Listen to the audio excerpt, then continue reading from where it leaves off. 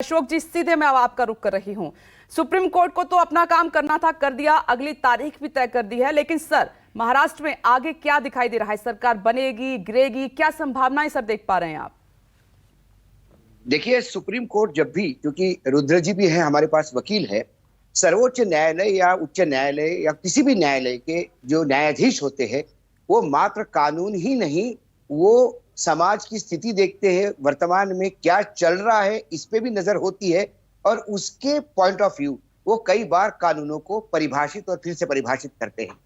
कल सर्वोच्च न्यायालय की कुछ टिप्पणियां ऐसी थी जो मुझे इस बात को क्लियर कट रेखांकित करते हुए दिखाई देती है कि कहीं ना कहीं उन्हें लगता है कि उपाध्यक्ष ने कुछ गलत काम किया। उन्होंने एक टिप्पणी की जिसके ऊपर मैं रुद्र जी का ध्यान चाहूंगा। उन्होंने ये कहा था कि जब उन्होंने कहा कि साहब एक गैर मतलब अनऑथराइज्ड मेल से ईमेल किया गया था, तो सर्वोच्च न्यायालय ने पूछा तो क्या स्पीकर महोदय ने उस विधायक से बात करके पूछा क्या कि आपने भेजा किसी और ने भेजा? ये बहुत सारी, ये जो सवाल है सर्वोच्च न्यायालय का, ये बहुत कुछ कह जाता है। यदि ये बात है, इंटेंशन को यदि आप इसको इंटेंशन न मानते हुए सीधा प्रस्ताव माने, तो फिर मामला 11 तारीख तक जाता है। और जो दूसरी बात है, जो कल ईडी का नोटिस जो मिला है संजय राउत को, उससे सरकार ने अपना प्रेशर लगातार बढ़ाया है। मैं बार बार कह रहा था कि ईडी का एक अहम रोल रहा है महाराष्ट्र की राजनीति में, और जो विधायक शिवसेना को लगते थे कि शायद फ्लोर पे आने के बाद हमारे साथ चले जाएंगे, वो अब इस बात से बहुत आशंकित है कि अब वो बाकायदा उनको क्रॉस ओवर करना बहुत मुश्किल होगा। राजनीतिक करियर तो छोड़िए, जो वर्तमान में स्थिति है उससे यदि बचना है तो वो बाकायदा एकनाथ शिंदे के साथ बरकरार बने रहेंगे। ईडी की इस नोटिस ने एकनाथ शिंदे के गुट को और इकट्ठा किया है, और जो मजबूती से एक साथ में है। अब मुझे ये सरकार जाती हुई दिखाई दे रही है। जो अध्यादेश है, दो तीन बातें मैं बताना चाहूंगा। आपके जो दिल्ली मुंबई के जो रिपोर्टर है वो भी शायद इसको एंडोर्स करे, वो क्योंकि वो फील्ड पे है। जो उद्धव ठाकरे ने एक बात कही थी शिवसेना भवन से दादर में, उन्होंने कहा था कि बाला साहब ठाकरे ने जैसी शिवसेना फिर से शुरू की, पहली बार जब शुरू की थी, जो नारियल फोड़ा था, वो स्थिति फिर से आई है। इसका मतलब उन्होंने इस बात को मान लिया है कि पूर्ण रूप से पार्टी जो है फिर से नए तरीके से खड़ी करनी होगी, पार्टी समाप्त हो गई है। एक इंडिकेशन है। दूसरा इंडिकेशन, इतने तादाद में एमएलए जब आपके पास नहीं है, तो ये बात आप तय कर लीजिएगा, फ्लोर पे जाने की देरी है। बस ये जो मरण है वो कल या आज, इसमें तय करना है, कल मरना है या आज मरना है। उसके बाद ये जो अध्यादेश निकाले गए 2-3 दिन में, ये अध्यादेश की जल्दी इस बात को और पुष्टि करता है कि सरकार इस बात को मान चुकी थी कि शायद उनको जाना पड़ेगा, इसीलिए ये जल्दीबाजी की। हमने अक्सर देखा है कि जब अविश्वास प्रस्ताव आता है और सरकार को लगता है कि बहुत जल्दी जा रहा है, तो रात रात भर बैठ के फाइलें साइन होती है। ये मंजर हमने पिछले 30-35 साल में मैंने दिल्ली में बहुत देखा है, अलग अलग राज्यों में देखा है। ये अध्यादेश का जल्दीबाजी करना, इतने दिन तक सरकार सो रही थी, 3 दिन में 281 अध्यादेश, करोड़ों रुपए के काम, तो इसके पहले क्यों नहीं हुए? ये कई सवाल उठते हैं। इससे ऐसा लगता है कि सरकार बिल्कुल जाने के कागार पे है। जो बीजेपी, जो आपके प्रवक्ता कह रहे थे कि ये बात बिल्कुल सही है, प्रशासकीय तौर से यदि नए मुख्यमंत्री आते हैं तो वो पूर्ण अध्यादेश को वापस कर सकते हैं। पैसा मंत्रिमंडल में ही, मंत्रालय को ही जाता है, वो पैसा फिर से रीऑर्गेनाइज किया जा सकता है, रीडिस्ट्रीब्यूट किया जा सकता है। ये सारी चीजें हैं। ऐसा तो है नहीं कि आने वाले 10 दिनों में ये पैसा मंत्रालय में जाके लोगों तक पहुंच जाएगा। ये बहुत, जिस हिसाब से महाराष्ट्र सरकार काम कर रही है, मुझे तो ये कहीं तक नहीं लगता कि अभी ये मंत्रालय भी जाएगा कि नहीं पैसा। अभी तो अध्यादेश ही निकला है, और वित्त मंत्रालय जो है वो दादा के पास है, अजीत दादा के पास, और अजीत दादा थोड़ा सा कॉशियसली चलेंगे। वो पूरे इस विद्रोह में बहुत कॉशियसली चल रहे हैं। उनके वक्तव्य भी देखिएगा आप, बहुत कॉशियस वक्तव्य है। वो जल्दीबाजी नहीं करेंगे क्योंकि किरकिरी उनकी भी हो। बिल्कुल सर, आपने सही कहा। और मैं राजीव का रुख करूं उससे पहले, आपने अनऑथराइज्ड ईमेल को लेकर एक सवाल किया है। मैं रुद्र विक्रम सिंह जी का रुख करना चाहती हूं इस पर। रुद्र विक्रम सिंह जी, मैं आती हूं, लेकिन एक ये क्लियरिटी मैं आपसे ले लेती हूं। ये जो अशोक वानखेड़े जी कह रहे हैं कि जो अनऑथराइज्ड ईमेल का इशू उठा था सुप्रीम कोर्ट में, उसको लेके कोर्ट ने क्या कहा है? क्या पूछा कि किसके ईमेल से वो गया, कौन सा वो एमएलए था?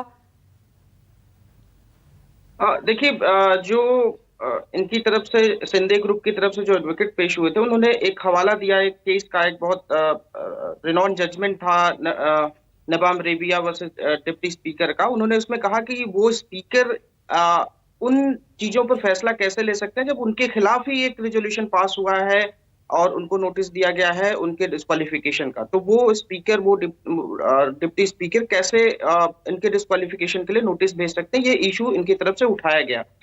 तो उस पे जो शिवसेना की तरफ से वकील पेश हुए तो उन्होंने कहा कि वो जो ईमेल्स आए हैं उसके ऑथेंटिसिटी पे क्वेश्चन है, वो किसकी तरफ से ईमेल आए हैं या जो सिग्नेचर्स हैं वो सिग्नेचर वैलिड हैं या नहीं है, वो एनोनिमस ईमेल आईडी से आए हुए थे। तो उस पे कोर्ट ने कहा कि आपको you should have verified that email, have you taken any steps to verify those emails. तो वो एक क्वेश्चन था ऑनरेबल कोर्ट का, और ऑनरेबल कोर्ट ने इन्हीं सब बातों को ध्यान में रखते हुए ही ये समय उनको दिया, जो समय कल 5:30 तक का दिया गया था डिप्टी स्पीकर के द्वारा।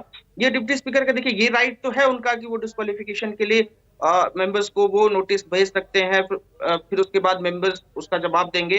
तो वो जो उन्होंने समय सीमा निर्धारित की थी कल 5:30 बजे तक की निर्धारित की थी, जिसको ऑनरेबल कोर्ट ने बढ़ा के 12 जुलाई तक कर दिया है। इन्हीं सब बातों को देखकर कि अगर ऐसा कुछ है कि अगर उनके खिलाफ कोई डिस्क्वालिफिकेशन का नोटिस ऑलरेडी मेंबर्स दे चुके हैं, तो अगर ऐसा है तो उस चीज को भी हमें देखा जाना चाहिए। और इसके लिए उन्होंने कहा कि आप WS फाइल करिए, रिटन स्टेटमेंट फाइल करिए विद इन 5 डेज, और किसी को रिजॉइंडर फाइल करना है तो उसके विद इन 3 डेज आप फाइल करिए। तब हम 11 जुलाई को जो बेंच बैठेगी उसमें हम देखेंगे कि क्या वाकई में सच्चाई क्या है, क्या कोई ईमेल ऐसा किया गया था, क्या नोटिस ऐसा भेजा गया था उनके रिमूवल के लिए, और उसके बाद उन्होंने ऐसा डिस्क्वालिफिकेशन का कोई नोटिस। तो इन सब बातों की अभी पुष्टि वो ऑनरेबल सुप्रीम कोर्ट, मतलब आप कह रहे हैं कि 11 तारीख तक उस ईमेल की भी जांच होगी कि वो ऑथराइज था या नहीं, राइट?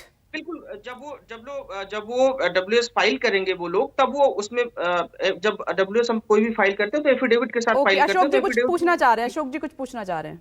रुद्र जी, आपने जो पूरा बताया वो सब सही है, लेकिन सर्वोच्च न्यायालय का ये कहना कि आपको यदि किसी गलत जगह से भी ईमेल आया उस विधायक के नाम से, तो क्या आपने विधायक से इस बात की पुष्टि की क्या? ये जो सवाल है ये बहुत बड़ा एक ग्रे एरिया है। यहाँ पे यदि वो कल कहते हैं कि हमने पुष्टि नहीं की, तो फिर सवाल ये भी उठ सकता है तो फिर आपने जानबूझ के पुष्टि नहीं की। यदि आपको लगता है, एक 288 तो विधायक है, बहुत ज्यादा तो विधायक है नहीं, 288 में से यदि किसी ने एक ने आपको ईमेल किया अविश्वास का प्रस्ताव और आपको लगता है कि ये गलत जगह से आया है, फेक है, तो ये एक जो ऑथराइज्ड ईमेल है MLA का, उस पे आप मेल डाल के पूछ सकते थे कि एक ऐसा ईमेल आपके नाम से आया, क्या वो आपने भेजा या ये फेक है? ये कम से कम पूछने से उपाध्यक्ष का इंटेंशन क्लियर हो जाता कि वो वाकई अपनी ड्यूटी ठीक कर रहे हैं। अभी तो क्या हुआ, ये तो बेनिफिट ऑफ डाउट की बात हो रही है कि आपको लगा कि किसी और ने भेजा इसलिए आपने उसको सीरियसली नहीं लिया। लेकिन मामला ये भी है कि सारी दुनिया जानती है कि 57-50 लोग बाहर है, 37 पहले 30 थे, बाद में 37, अब 38, 40 हो गए। जब 2/3 लोग ऑलरेडी बाहर है, राजनीतिक संकट है, और स्पीकर, डिप्टी स्पीकर एक राजनीतिक इंसान है, वो तो उनको पता है चीज क्या हो रही है। इसके बावजूद उन्होंने यदि ये सवाल ये वेरीफाई नहीं किया, तो क्या ये उनको डर था कि वेरीफाई करने से ओके यदि हो गया तो फिर मैं कुछ नहीं कर पाऊंगा? इसीलिए उन्हें उसका सहारा लेते हुए ये कोर्ट आगे पूछ सकती है। मैं बहुत ही आने वाले मतलब ये आपको मतलब कोर्ट का ये इंटेंशन जो मुझे लगा, इसके बारे में मैं रुद्र जी आपको पूछ रहा था, क्योंकि आप लगातार कोर्ट में रहते हैं, तो जजेस के सवालों के इंटेंशन भी आने वाले समय के निर्णय पे बहुत सारी कुछ चीजें अभी से इंडिकेशन करना शुरू कर देते, ऐसा मुझे लगा, इसलिए मैंने आपको पूछा। जी बिल्कुल, मैंने वही कहा कि वो उस पर बिल्कुल बात हुई, और इन्हीं सब वजहों की वजह से जो है 11 तारीख का समय दिया गया। जो इतना समय जो कल सोमवार 5:30 बजे खत्म हो रहा था, वो समय उनको जो नोटिस का जवाब देना था MLAs को, इन्हीं सब वजहों से वो समय बढ़ाकर 12 जुलाई तक का कर दिया गया। जो अशोक जी पूछ रहे हैं वो बहुत इंपॉर्टेंट पॉइंट है, बहुत ज्यादा। आप कह रहे हैं कि शायद इसीलिए 11 तारीख तक का समय दिया गया है ताकि ये जो सारे डाउट्स हैं, ये सवाल हैं, ये क्लियर हो जाए। बिल्कुल, क्योंकि मैं आती हूँ रुद्र जी, एक बार मैं नमस्कार, मैं हूं मानक गुप्ता। अगर आपको हमारा ये वीडियो पसंद आया हो तो इसे लाइक और शेयर जरूर करें, और हाँ, हमें सब्सक्राइब और फॉलो करना ना भूलें ताकि आप देश और दुनिया की कोई खबर मिस ना करें। तो जुड़े रहिए हमारे साथ और देखते रहिए News 24।